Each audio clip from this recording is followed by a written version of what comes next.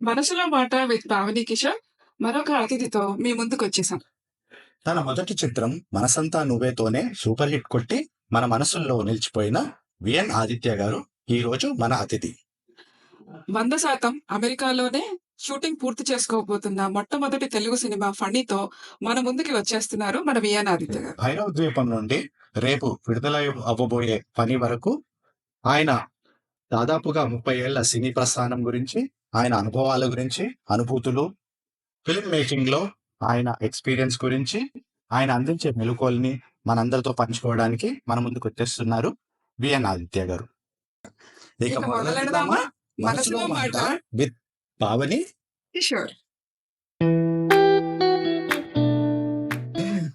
అందరి సమక్షంలో నమస్కారం ఆదిత్య గారు. చాలా నటించాలి.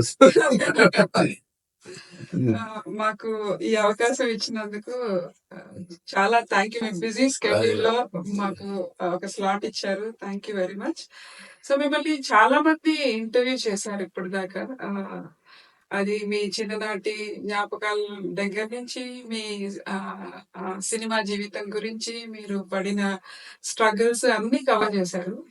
ఈ ఇంటర్వ్యూలో మేము కొంచెం డిఫరెంట్ గా మీ మూవీ మేకింగ్ లో మీ పర్స్పెక్టివ్ ఏంటి, V N Aditya's perspective on movie making from in India as well as here, because మీరు రెండు చేశారు కాబట్టి అవి రెండు కవర్ చేయాలనుకుంటున్నాను. మీ ఇష్టం. అయితే ఆదిత్య గారు, మనకి ఈ మధ్య కాలంలో టాక్ ఏంటంటే, ఇంతకుముందు అయితే తెలుగు రాష్ట్రాలు ఒకటే ఉండేది, తర్వాత రెండు అయ్యాయి, రెండు రాజధానులు అయ్యాయి. ఈ మధ్య కొత్తగా ఏమంటున్నారంటే డాలస్ ని 3వ రాజధాని అంటున్నారు తెలుగు వాళ్ళకి. ముందుగా మీకు తెలుగు వారి 3వ రాజధాని డాలస్ కి సుస్వాగతం అండి. సో పావని గారు అన్నట్టు మీతో మనకు మామూలుగా సాన్నిహిత్యం ఉంది కాబట్టి మనం రెగ్యులర్ గా కలుస్తుంటాం కాబట్టి మీ మాటల్లో మాకు ఏమర్థమైంది అంటే, ఫిలిం మేకింగే కాకుండా మీరు ఒక అంటే తత్వజ్ఞాని లాగా, ఫిలాసఫర్ లాగా అంటే తత్వజ్ఞాని. మాకు అర్థమైంది ఏంటంటే జనరల్ నాలెడ్జ్ లో కూడా మీరు బాగా అప్ టు డేట్ ఉంటారు అపార్ట్ ఫ్రమ్ ఫిల్మ్ మేకింగ్ అని అర్థమైంది. అందుకు ఒకసారి రన్ ఆఫ్ ద మిల్ లాగా రెగ్యులర్ క్వశ్చన్స్ కాకుండా కొంచెం డిఫరెంట్ గా ట్రై చేద్దామని మేము అనుకున్నాం అనమాట. ఎనీవేస్ మనము లైక్ ఇంకా డీపర్ టాపిక్స్ లోకి వెళ్లే ముందు అసలు ఫస్ట్ ఆఫ్ ఆల్ మీకు ఇన్స్పిరేషన్ ఎలా వచ్చిందండి? లైక్ డాక్టర్ అవ్వాలనుకుంటారు, ఇంజనీర్ అవ్వాలనుకుంటారు, అలా కాకుండా మీరు ఒక ఫిలిం మేకర్ అవ్వాలని, ఫిలిమ్స్ లోకి వెళ్ళాలని మీకు ఇనిషియల్ థాట్, ఇనిషియల్ ఇన్స్పిరేషన్ ఎలా వచ్చింది?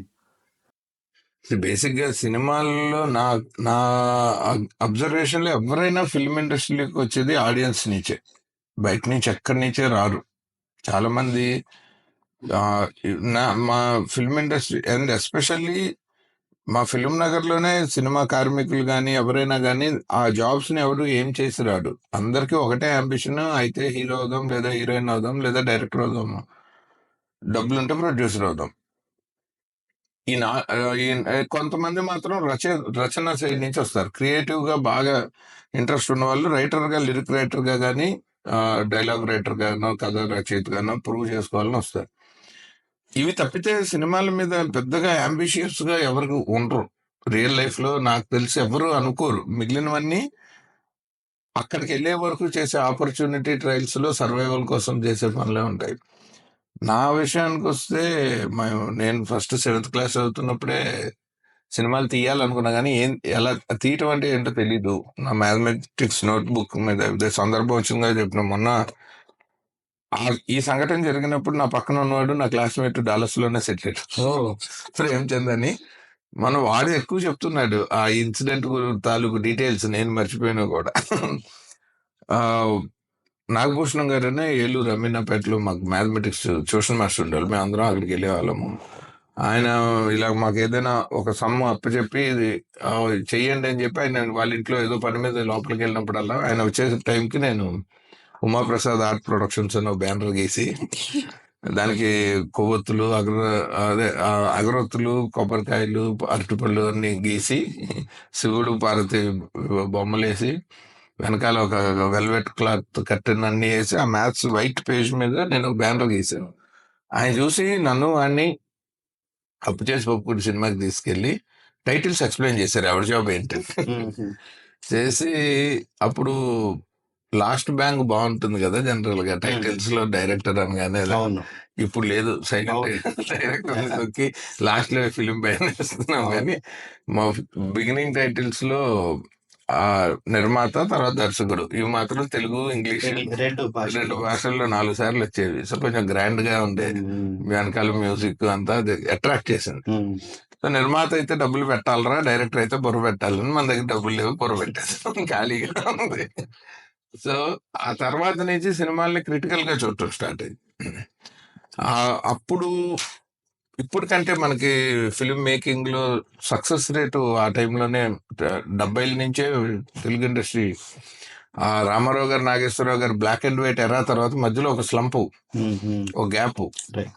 మళ్ళీ సేమ్ రామారావు గారు, నాగేశ్వరరావు గారు ఉండగానే కృష్ణ గారు, శోభన్ బాబు, కృష్ణరాజు, చిరంజీవి ఈ జమానా 70లు 80లు 90లు అసలు వరుస పెట్టి ఒక కె రాఘవేంద్రరావు గారు, బాపు గారు, సంగీతం శ్రీనివాసరావు గారు, జంధ్యాల గారు, దాసరి నారాయణరావు గారు, ఇంకా ఒకళ్ళు కాదు, రవిరాజ అప్పినశెట్టి గారు అవ్వచ్చు, రేలంగి నరసింహారావు గారు అవ్వచ్చు, ఇంకా కొంతమంది తక్కువ సినిమాలు తీసిన టి కృష్ణ గారు, మన ధవళ సత్యం గారు, ఆ తర్వాత ఈయన మోహన్ గాంధీ గారు కర్తవ్యం లాంటి సినిమాలు తీసి, తర్వాత పిఎన్ రామచంద్రరావు గారు, ఎవరి స్టైల్లో వాళ్ళు, అంటే రామ్ గోపాల్ వర్మ వచ్చే వరకు ఈ ఇన్ఫ్లుయెన్స్లు.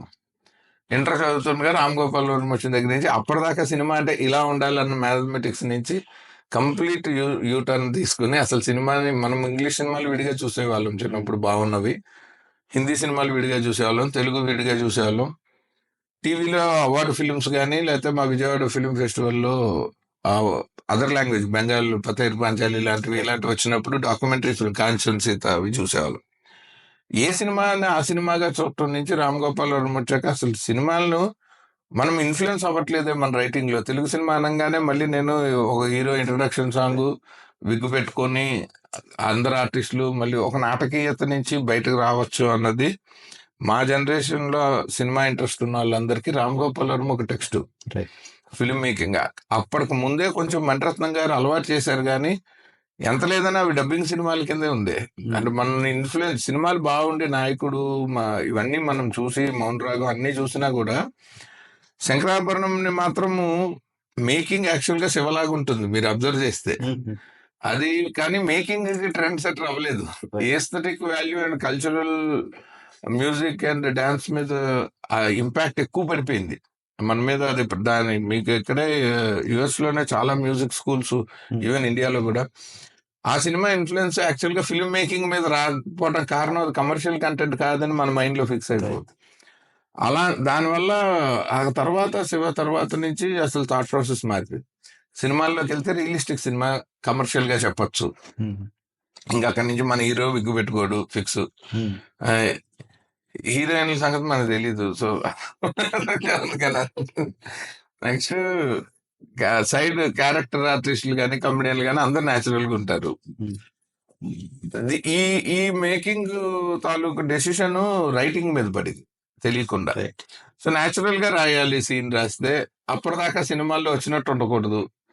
ఒక పంచ్ ని ఎక్కడ ఎలివేట్ చేయాలి, ఎక్కడ దాన్ని సబ్జ్యూ చేయాలి అన్నది ఇదంతా ఫిల్మ్ రైటింగ్ లో పరశుర్ బ్రదర్స్, సత్యానంద్ గారు, జంధ్యాల గారు, రావుకొండలరావు గారు అందరితో వర్క్ చేశాను. సో న్యాచురల్ గా వాళ్ళ దగ్గర నుంచి వాళ్ళు అప్డేట్ అవుతున్న కొద్దీ మాకు మంచి లెర్నింగ్ వచ్చింది. అలా సో ఆ ఇన్స్పిరేషన్ అంటే 7th క్లాస్ లోనే స్టార్ట్, ఫిల్మ్ తీయాలి. ఓకే ఆదిత్య గారు, సందర్భం వచ్చింది కాబట్టి మీరు ఇప్పుడు చెప్పారు కాబట్టి, మీరు మామూలుగా ఇక్కడ మూవీస్ వెళ్ళి చూసినప్పుడు జనరల్ ఆడియన్స్ కి మీరు చూసేదానికి మీ పర్స్పెక్టివ్ ఏంటి, ఎలా చూస్తారు? అండ్ మీరు యాక్చువల్లీ మూవీస్ రెగ్యులర్ గా చూస్తూ ఉంటారు, పొద్దున వెళ్తే సాయంత్రం దాకా అన్ని కవర్ చేసి వస్తారని కూడా విన్నాను. సో మీరు ఏ పర్స్పెక్టివ్ లో చూస్తారు? మీరు ఏం తీసుకెళ్ళి వాట్ యు టేక్ హోమ్? ఇది యాక్చువల్ గా నేను నా పర్సనల్ విషయానికి వస్తే నేను ఆడియన్స్ గా మూవీ చూడటానికి ఇష్టపడతాను. నాకు ఇప్పటి వరకు మొదటిసారి నేను ఒక సినిమా చూసినప్పుడు కెమెరా ఎక్కడ పెట్టారు, టెక్నికాలిటీస్ ఏంటనేది నాకు ఇప్పటికీ రావట్లేదు. నాతో చాలా మంది నా కొలీగ్స్, వేరే డైరెక్టర్లు కానీ రైటర్లు కానీ వీళ్ళు చెప్తారు ఈ షాట్ భలే ఉంది అంటే, నేను మళ్ళీ రెండోసారి చూడాలి సినిమా. నాకు నిజంగా మైండ్ లోకి అసలు రిజిస్టర్ కాదు. నాకు పర్సనల్ గా బెనిఫిట్ అయింది ఏంటంటే, మనలో ఆడియన్స్ అన్న ప్రేక్షకుడు బతుకున్నంత వరకు మనం ఇండస్ట్రీలో న్యాయం చేయగలుగుతాం. ఎందుకంటే ఎండ్ ఆఫ్ ది డే మనకు వర్క్ అంతా వాళ్ళకే రీచ్ అవ్వాలి. మా జీవితాలన్నీ వాళ్ళ మీద ఆధారపడి ఉన్నాయి కాబట్టి అది నేను ఎప్పుడు ఫస్ట్ టైం సినిమా చూసినప్పుడు, నేను బాహుబలి లాంటి సినిమాలు చూసినా నేను ఇది సీజీ అని ఇది విఎఫ్ఎక్స్ అని నాకు తెలియదు.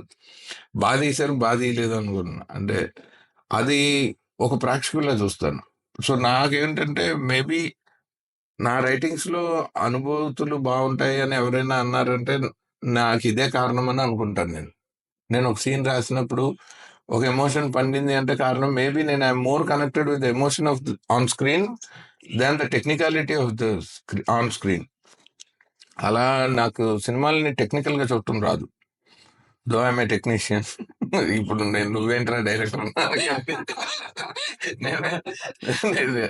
నాకు ఒక షాట్ ఎలా పెట్టాడు అన్నది నేను తీసేటప్పుడు అది నా పెర్సెప్షన్. నేను ఆ సీన్ లో ఏమి ఇన్ఫర్మేషన్ ఆడియన్స్ కి ఇద్దాం అనుకున్నామో అది ఉంటుంది, కానీ ఆ సినిమాలో ఎలా ఉంది అన్నది అసలు మన వల్ల కాదు అది.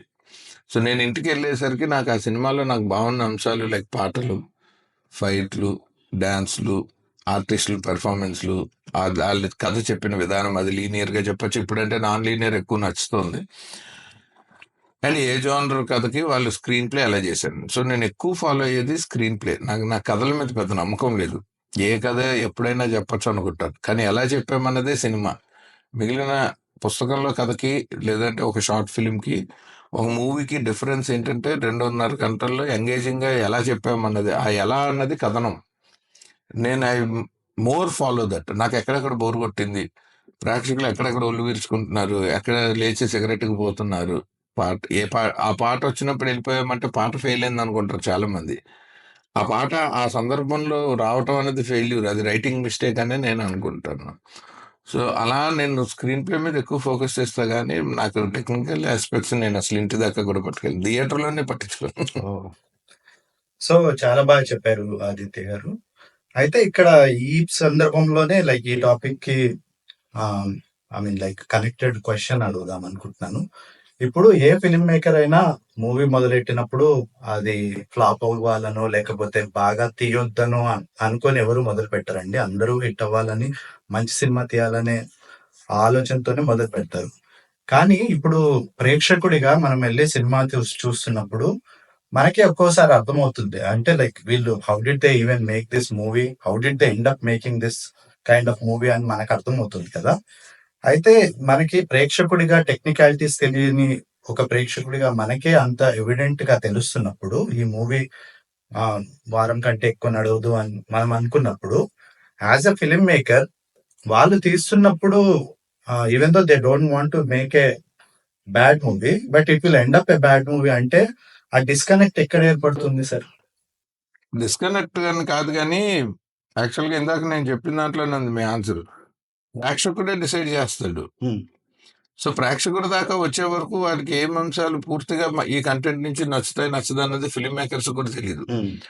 వాళ్ళలోనే బోల్డ్ అన్ని ఇంటర్నల్ డిబేట్స్ జరుగుతాయి.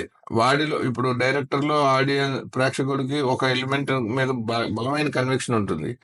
అదే కన్విక్షన్ నిర్మాతకు ఉండకపోవచ్చు, పనిచేస్తున్న అసిస్టెంట్ డైరెక్టర్ ఉండకపోవచ్చు, పనిచేస్తున్న కెమెరామెన్ ఉండకపోవచ్చు. వాళ్ళకి ఇంకో ఎలిమెంట్ ఏదో నచ్చుతుంది. End of the day craftsmanship లో అందరూ కలిసి కలెక్టివ్ గా ఒక కంటెంట్ కి ఇచ్చినప్పుడు వాళ్ళు డవ్ సోప్ చేద్దాం అనుకుంటే అది మెడిమిక్స్ అవ్వచ్చు, ఇంకోటి అవ్వచ్చు. దాని స్కేల్ ని ప్రేక్షకుడు డిసైడ్ చేస్తాడు. కొన్నిసార్లు ఏమవుతుందంటే మొదలు పెట్టిన తర్వాత అనివార్య కారణాల వల్ల బడ్జెట్ ఇష్యూస్ రావటము, లేకపోతే షెడ్యూల్స్ అనుకున్న టైంలో ఆ సినిమా కొంచెం కిచిడి అయిపోవటము. అలాంటి సినిమాలు నేను కూడా తీశాను. ఒక యాక్టర్ అనుకుని కథ రాస్తే ఇంకొకరి మీద తీయాల్సి రావటము. ఒక్కొక్కసారి నేమ్ సెల్లింగ్ అండ్ మనము కంటెంట్ మార్కెటింగ్ తోనే మనం ఇండస్ట్రీలో సర్వైవ్ అవ్వగలం. అలా సర్వైవ్ కాకపోతే మనం అప్డేటెడ్ గా ఉండలేము.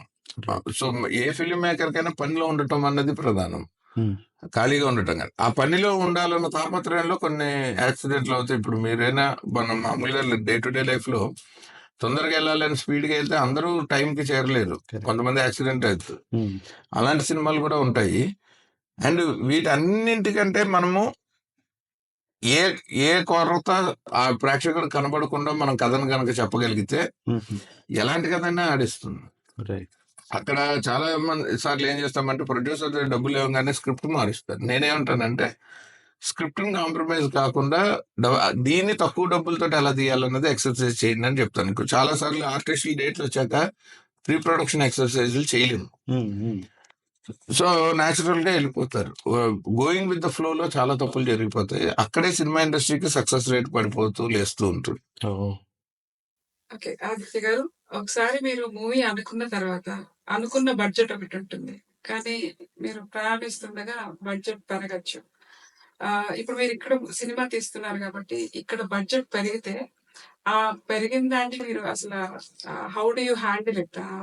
ప్రొడ్యూసర్‌తో మీ కమ్యూనికేషన్ గాని, అసలు ఎలా ప్లాన్ చేస్తారు నెక్స్ట్ స్టెప్స్? అదే అందుకని జనరల్ గా ఇప్పుడు వచ్చే కొత్త తరం నిర్మాతలకు నేను ఏం చెప్తానంటే, ఒక సినిమా మీద రిటర్న్ ఆన్ ఇన్వెస్ట్మెంట్ బ్యాంక్ అవ్వకండి. 2-3 తీస్తే ప్రాసెస్ లో డబ్బులు తగ్గించడం easy. Okay. Same team of technicians first సినిమాకి ఒకలా ఉంటారు. As they are getting continuous employment, you can bargain and you can establish a relationship with everybody. So natural గా ఇది వరకు కృష్ణ గారు ఉండేవారు. హీరో కృష్ణ గారు ఒకరికి ఎక్కువ పేరు వచ్చింది ఏంటంటే, చాలా మంది హీరోలు చేస్తుంటారు ఆ పని. ఆయన్ని చూసి ఒక సినిమా పోతే అదే ప్రొడ్యూసర్ కి మళ్ళీ డేట్ ఇచ్చేవాళ్ళు. ఎందుకంటే ఆ రిలేషన్షిప్ మీద నెక్స్ట్ అయినా అతను బయటపడతాడని. అలా చేస్తూ ఇండస్ట్రీలో అది చాలా కామన్. ఇప్పుడు తరానికి ఏంటంటే హిడెన్ కాస్ట్లు చాలా ఎక్కువ ఉన్నాయి. ఎస్పెషల్లీ ఇండియాలో కూడా చాలా హిడెన్ కాస్ట్లు ఉన్నాయి. అమెరికాలో ఎక్కువ అవుతుందని అనుకున్నాం కానీ ఇంతే కంటెంట్ నేను ఇండియాలో పుల్ చేస్తే దీనికంటే ఎక్కువ అవుతుంది. సో అండ్ ఇంత మంచి అంబియన్స్ అండ్ వరల్డ్ రావట్లేదు, ఇంతమంది ఎంతూజియాస్టులు రావట్లేదు, ఇంత టాలెంట్ రావట్లేదు. సో ఆ డిఫరెన్స్ ఎప్పుడు ఉంటుందండి. ఎక్కడ చేసామని కాదు, ఎంత ప్లాన్డ్ గా చేసామన్నదే బడ్జెట్ కంట్రోల్లో ఉంటుంది. ఇన్ కేస్ అనివార్య కారణాల వల్ల బడ్జెట్ పెరిగితే వెంటనే ఇంకో కంటెంట్ తీయాలి. ఇది చాలా మంది ప్రాక్టీస్ చేయరు. వాళ్ళు they come to a conclusion that సినిమాలంటే ఇంతే, సినిమాలంటే డబ్బులు పోతాయి, సినిమాలంటే ఇంతే. దానివల్ల ఎవరికి యూజ్ లేదు. ఇప్పుడు ఒక ప్రొడ్యూసర్ సినిమా ఆడితేనే టెక్నీషియన్స్ కైనా ఆర్టిస్టులకైనా లాభం. డబ్బులు వస్తేనే. 10 రూపాయలతో మనం 10 పైసలు అడగలం. పోతే ఎవరికి మనకి ఇవ్వాల్సింది కూడా రాదు. అండ్ మనం కూడా మళ్ళీ ఇంకో ప్రొడ్యూసర్ని ఎత్తుకోవాలి. సో కంటిన్యూస్ ఎంప్లాయ్మెంట్ అన్నది స్ట్రైక్ చేయటము సినిమా ఇండస్ట్రీలో ఎవ్రీ టెక్నీషియన్ కి, ఆ యాక్టర్స్ కి ఉంటుంది మైండ్ లో. వర్క్ చేసే అంటే డబ్బులు తీసుకుని పనిచేసే వాళ్ళందరికీ ఉంటుంది. వెన్ ప్రొడ్యూసర్స్ రియలైజ్ దట్ వాళ్ళు రైట్ గా ప్లాన్ చేస్తారు. ఎందుకంటే ఎకనామిక్ ప్లాన్ సినిమా బేసిక్ గా అండి ఒక సెంటెన్స్, ఒక వర్డ్ లో కె. విశ్వనాథ్ గారు చెప్తుండాలి. మనము కళల గురించి మాట్లాడుకుందాం, కళాత్మకమైన సినిమాలు నచ్చితే. బట్ దానికంటే ముందు అసలు సినిమా అన్నది కళాత్మక వ్యాపారం. సో అందులో కళ ఎంత ఉందో వ్యాపారం కూడా అంతే ఉండాలి. అవును. ఈ రెండు కలిపితేనే సినిమా. Aesthetics and economic sense clear గా లేకపోతే, బ్యాలెన్స్ చేయకపోతే నువ్వు సినిమాలు తీయకన్నారు నాగార్జున గారు నాతో. That was a right mentoring during my early days of becoming a director. ఎందుకు ఎస్థెటిక్ సెన్స్ ఒకటే నేను పట్టుకుంటే నాకు ఎకనామిక్స్ మీద కంట్రోల్. ఎకనామిక్స్ ఒకటే చూస్తే నేను నా ఎస్థెటిక్ వాల్యూస్ కి నేను న్యాయం చేయలేదు, జస్టిఫై చేయలేదు ఆన్ స్క్రీన్.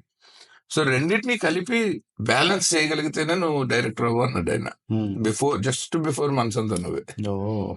అది అలా మనకి లెర్నింగ్ లో ఎవరెవరు ఏమి తీసుకుంటారో మనకి తెలియదు. మన పిల్లలే మనం చెప్పినవి సగం తీసుకుని సగం నిద్రపోతాం.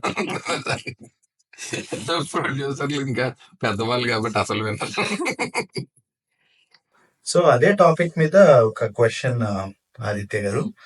ఇప్పుడు మనకి చాలా కంప్లైంట్స్ ఏం వింటుంటాము అంటే, తెలుగు సినిమాకి నేషనల్ అవార్డ్స్ గురించి, అంటే లైక్ ఇన్ని వందలకు వందల మూవీస్ ఎవ్రీ ఇయర్ వస్తుంటాయి కానీ నేషనల్ అవార్డ్ తెచ్చుకునే అంత సత్తా మన తెలుగు మూవీస్ కి లేదు అని జనరల్ కంప్లైంట్ ఉంటుంది. But at the same time మీరు అన్నట్టే సినిమా ఈజ్ ఏ బిజినెస్ కదా. ఇప్పుడు నేషనల్ అవార్డ్ తెచ్చుకోవాలని ఎవరైనా ఆర్టిస్టిక్ కంటెంట్ పెట్టి మూవీస్ తీస్తే అవి ఫైనాన్షియల్ గా they will lose or commercial గా ఫ్లాప్ అయ్యే అవకాశాలు ఎక్కువ ఉన్నాయి. సో మనీ పెట్టేవాడికి అవార్డుల కంటే వాళ్ళ ఫోకస్ ఎప్పుడైనా సరే budget and return of investment మీద ఎక్కువ ఫోకస్ ఉంటుంది కదా. సో ఇప్పుడు కమర్షియల్ మూవీస్ కి అవార్డ్స్ రావు అంటే, పుష్ప ఇస్ లైక్ ఎక్సెప్షన్ అనుకోండి, బట్ యూజువల్ గా కమర్షియల్ మూవీస్ కి అవార్డ్స్ రావు అంటారు కదా. సో ఇప్పుడు either producer wants to make money or lose money and bring more awards అనుకోండి. It's a logical choice that they would actually make more money కదా, they would choose to make more money కదా. So దీన్ని ఎలా balance చేసి చేయొచ్చు అంటారు? Basic గా commercial movie అంటే ఆడియన్స్ పర్స్పెక్టివ్ లో మాస్ మసాలా సినిమా ఒకటే అని అనుకుంటే అది తప్పు. ఇండస్ట్రీ పర్స్పెక్టివ్ లో కమర్షియల్ మూవీ అంటే బాగా డబ్బులు వచ్చిన సినిమా, రైట్. మోర్ రెవెన్యూని ప్రేక్షకుల నుంచి రాబట్టింది. అలా చూసుకుంటే శంకరాభరణం, అడవిరాముడు రెండు బ్లాక్ బస్టర్ హిట్లు, రెండు మాస్ మసాలా సినిమాలతో సమానం రెవెన్యూలో చూస్తే. రైట్. మీకు ఒక సంవత్సరం వాల్తేరు వీరయ్య, వీరసింహారెడ్డి విపరీతంగా ఆడితే, ఒక సంవత్సరం రంగస్థలం మరి ఎస్థెటిక్ గా ఒక నేషనల్ అవార్డు రాగలిగిన రైట్. స్కోప్ ఉన్న సినిమా. సో పుష్పకి వచ్చింది అంటే Pushpa is not an exceptional case. పుష్పలో నేషనల్ అవార్డు రావడానికి కావాల్సిన టాలెంట్ ఉంది. మీకు నేషనల్ అవార్డ్స్ కి ఇండియన్ పనోరమాకి ఒక డిఫరెన్స్ ఉంది. ఇండియన్ పనోరమాలో film as a film government promote చేస్తుంది. ఈ సినిమా మనము ఇది మా సినిమా అని బయట అందరికీ చూపించచ్చు అని. సో అందులో సినిమాగా మొత్తం ఎస్థెటిక్ వాల్యూ ఉండాలి. నేషనల్ అవార్డ్స్ ఏంటంటే ఆ ఒక కేటగిరీలో ఆ కేటగిరీ చేసిన టాలెంట్ ని మనం నేషనల్ వైడ్ గవర్నమెంట్ సైడ్ నుంచి ఆనర్ చేయటం. అది పుష్ప అన్నవాడు ఒక దుర్మార్గుడు, వాడు ఒక ఎర్రచందనం స్మగ్లర్, యాటిట్యూడ్ ఇలాగే ఉంటుంది అని చెప్తే అది అల్లు అర్జునే కాదు, అంత బాగా చేసి ఒప్పించగలిగితే ఎవరికైనా వచ్చేది. రైట్. అక్కడ ఆ పుష్ప అంటే దొంగలకి నేషనల్ అవార్డు చాలా మంది ఫేస్బుక్ లో పెట్టి నేను చెప్పాను, అతను దొంగ నువ్వు అనుకున్నా అంటే అతనే నేషనల్ అవార్డు అర్హుడు. అలా అనిపించదు. అల్లు అర్జున్ ఒరిజినల్ గా దొంగ కాదని తెలుసు కదా మనకి. అల్లు అరవింద్ గారు అబ్బాయి చిరంజీవి గారు గోల్డెన్ స్పూన్ తో పుట్టాడు. ఒక రూపాయి కూడా తండ్రి జేబులోంచి మామూలు మిడిల్ క్లాస్ పిల్లల్లా చెప్పకుండా తీసేయాల్సిన అవసరం లేకుండా పెరిగిన పిల్లాడు. అలాంటిది ఏకంగా ఒక నేషనల్ అవార్డు దొంగతనాన్ని దొంగని మనం ఒప్పించాడంటే అందుకంటే అరువుడు ఎవడు ఉంటాడని చెప్పి. ఇది పక్కన పెడితే అలవైకుంఠపురంలోకి మ్యూజిక్ వచ్చింది, RRR కి. నేను 2 సంవత్సరాలు నేషనల్ అవార్డ్స్ సెంట్రల్ జ్యూరీలో, రీజనల్ జ్యూరీలో చాలా మంది మన వాళ్ళు ఉంటారు, బయట వాళ్ళు ఉంటారు. కొన్ని సినిమాలుగా వాటిని నెక్స్ట్ లెవెల్ కి పంపుతారు. బట్ సెంట్రల్ జ్యూరీలో వచ్చేసరికి సెలెక్టెడ్ స్క్రూటినీలో సెంట్రల్ జ్యూరీలో 2 సంవత్సరాలు నేషనల్ అవార్డ్ కి, 1 సంవత్సరం ఇండియన్ పనోరమాకు ఉన్నప్పుడు నాకు అర్థమైంది తెలుగు సినిమాలకి రాకపోవటానికి ఏంటంటే మన తరఫున ఒక వాయిస్, ఒక రిప్రజెంటేషన్. ఎందుకు అక్కడ ఉన్న 11 మంది వేరు వేరు భాషల నుంచి వస్తారు. ఎవరు మంచిగా కన్విన్స్ చేసి ఎక్కువ ఓట్లు తెచ్చుకోగలిగితే అది మన రిప్రజెంటేషన్ కూడా బలంగా ఉండటం. సినిమా ఇప్పుడు రుద్రవీణ సినిమాకి మనం మిస్ అవటము ఎందుకు అసలు, ఇంక్లూడింగ్ శంకరాభరణం, సాగర సంగమం, స్వాతిముత్యం, ఏ సినిమాకైనా మనం ఎప్పుడు బెస్ట్ రీజనల్ లాంగ్వేజ్ తప్ప దాటి పైకి వెళ్ళిన దాఖలాలు లేవు. సో నేను thanks to my Siddhartha college debating culture, నా ఎక్స్ట్రా కరిక్యులర్ యాక్టివిటీస్ అన్నీ అవే కాబట్టి మనము ఇప్పుడు బెంగాలీస్ అనగానే ఈస్థెటిక్ ఫిల్మ్స్ బాగా తీస్తారు, న్యాచురల్లీ మనకు బాగుంటాయి. మరాఠీ ఫిల్మ్ అనగానే చాలా సెన్సిబుల్ ఫిల్మ్స్ తీస్తారు, చాలా బాగుంటాయి. బట్ మనకి ల్యాండ్ ఆఫ్ ఎక్స్ప్రెషన్ ఒకటి ఉంది, మనం కొంచెం లౌడ్ గా చెప్తాం, స్టిల్ వాళ్ళకంటే బాగా చెప్తాం, టెక్నికల్ గా ఎక్సలెంట్ గా చెప్తాము. కానీ మన సాయిల్ లో ఎక్స్ప్రెషన్ ఏంటంటే మనం గొడవ వస్తే గట్టిగా వేసుకుంటాము, ప్రేమ వస్తే గట్టిగా చూపిస్తాము. మన ఎక్స్ప్రెషన్ లో ఒక లౌడ్నెస్ ఉంది. ఇది చాలా మంది నార్త్ ఇండియన్స్ కి కొంచెం నచ్చదు. ఎందుకంటే వాళ్ళల్లో అంటే ఆ సాయిల్ లో వాళ్ళకి ఎక్కడో ఒక చిన్న సాఫ్ట్నెస్ ఉంది, సటిల్ గా ఎక్స్ప్రెస్ చేయటం ఉంది వాళ్ళకి.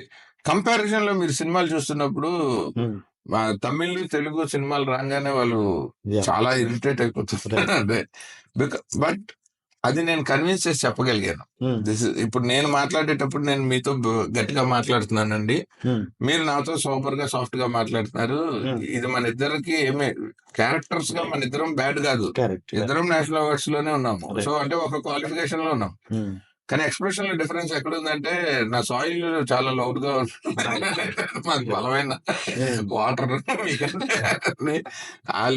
అంటే కొంతమంది తిట్టుకుంటారు, బట్ కొంతమంది కన్విన్స్ అయ్యారు. ఫైనల్లీ మనకు కావాల్సిన ఆనర్స్ మనం తెచ్చాం. అయితే ఈ యూజువల్ గా ఏంటంటే తెలుగు సినిమాలు డబ్బుల కోసమే తీస్తారు అన్నది తప్పు. మన దగ్గర మన ఆర్కైవ్స్ లోకి వెళ్తే మనకి బేసిక్ గా డే 1 నుంచి మనము ఎస్థెటిక్ గానే కమర్షియల్ సినిమా అని చెప్పాము. ఏదో ఒక అనుబంధం మీదో, ఒక ఫ్యామిలీ వాల్యూస్ మీదో, ఒక రిలేషన్షిప్ మీదో, ఈవెన్ రివెంజ్ కూడా అది అమ్మ నాన్న చెల్లి తమ్ముడు స్నేహితుడు ఈ బంధాల మీదే మనం చెప్పాం. Right. Any commercial film you take, మనం చెప్పటంలో తప్పు లేదు. కొన్నిసార్లు ఏంటంటే మనకి అవేర్నెస్ లేకపోవటం, మంచి సినిమా తీసిన ప్రొడ్యూసర్ కూడా అప్లికేషన్ సమంగా పెట్టకపోవటము, మనం అలా మిస్ అయిన సందర్భాలు, టెక్నికల్ ఎర్రర్స్ వల్ల మిస్ అయిన సంఘటనలు కోకొల్లలు తెలుగు సినిమాకి అవార్డుల విషయంలో. ఓకే. బట్ నౌ లక్కీలీ మనకు ఒకసారి ఎప్పుడైతే పుష్పతో ఆ చైన్ బ్రేక్ అయ్యి ఒక 54 సంవత్సరాలు ఎవరికి రాని అవార్డు వచ్చిందో, now people started showing interest on it. It is a good sign okay. మన ఇండస్ట్రీ పర్స్పెక్టివ్ లో. అంటే అడగటం మొదలు పెట్టారు, ఈ సినిమాకి అవకాశం ఉందా, ఈ సినిమాని అప్లై ఎలా చేయాలి, ఏమేమి జాగ్రత్తలు టెక్నికలిటీస్ లో తీసుకోవాలి, అలా అడిగి వాళ్ళు నీట్ గా పద్ధతిగా అప్లికేషన్లు ఫిల్ చేయటము అన్ని ఈ మధ్యకాలంలో బాగా స్టార్ట్ అయ్యి. ఓకే. ఓకే. సో మన అఖండ సినిమా అండ్ చిరంజీవి గారికి best icon of the film award, ఆ తర్వాత అలవైకుంఠపురంలోకి తమన్కి, ఆ తర్వాత నాట్యం సినిమాకి సంధ్యా రాజ్ గారికి 2 అవార్డులు, like choreography and makeup. So ఇలా అంటే other than best regional language చెప్తున్నా, 5 కేటగిరీస్. అండ్ RRR కి 6, దేవిశ్రీకి best songs for Pushpa, Chandrabose గారికి నేషనల్ అవార్డు. రైట్. ఇవన్నీ వస్తూ ఉన్న కొద్దీ మన వాళ్ళకి కూడా కొంచెం ఉత్సాహం, అంటే వేరియస్ ఫీల్డ్స్ మోటివేషన్ ఉంది. లైక్ ఇంకా మనం అవార్డులు సాధించగలిగిన టాలెంట్, లైక్ ఎడిటింగ్, సినిమాటోగ్రఫీ, ఇలాంటి వాటిలో కూడా చాలా ఉంది మన దగ్గర. Not that we are lagging behind, but at least కొంత ఆలస్యంగానే ఒక టైం వచ్చిందని నేను హ్యాపీగా ఫీల్ అవుతాను. వెరీ గుడ్ అండి, very good to know. Aditya గారు, టాపిక్ వచ్చింది కాబట్టి ఈ అవార్డ్స్ లో లాబింగ్ ఉంటదంటారు. నేను చూసినంత వరకు లేదు, ఎందుకు లేదో చెప్తాను. మీరు డిప్లొమాటిక్ గా చెప్తున్నట్టు అనిపిస్తుంది. అంటే మీరు అనుకున్నది చెప్తే కరెక్ట్ కాదు.